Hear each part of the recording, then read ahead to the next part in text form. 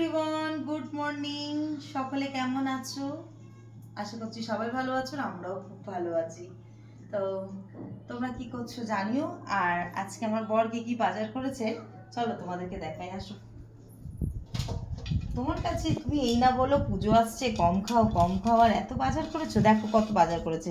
এখানে করেছে হচ্ছে চিকেন করেছে, আর এখানে হচ্ছে বাটা মাছ, আর এখানে হচ্ছে রুই মাছ।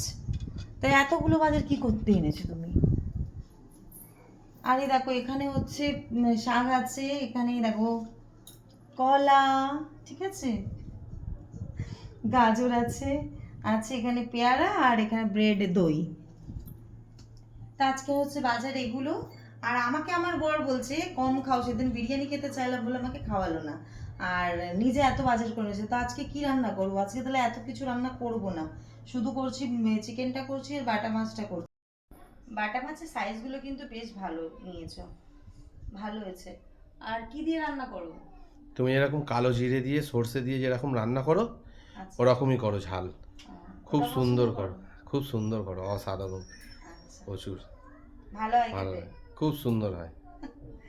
Thank you. তো ওরকমই তাহলে রান্না করি, হ্যাঁ, হ্যাঁ ওরকম বাটা মাছটা। তোমার হাতে তো অসাধারণ রান্না, আচ্ছা, খুব ভালো রান্না করো তুমি, সত্যি। সত্যি না, এটা সত্যি কথা। আমার বর কিন্তু আমার হাতের রান্না খুব তৃপ্তি করে খায়। মনে হয় সব বউয়েদেরই স্বামীর মানে স্বামীরাই বউয়েদের হাতের রান্না তৃপ্তি করে খায়, হয়তো এটা হতে পারে। আমার বড় ভীষণ তৃপ্তি করে না আমার তুমি হাতের রান্না রান্না। ভালো করো।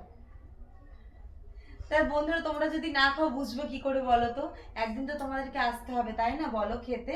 একদিনকার আসো, তোমাদেরকেও আমি রেঁধে খাওয়াবো, তারপর তোমরা জানিও আমার হাতের রান্না কেমন স্বাদ।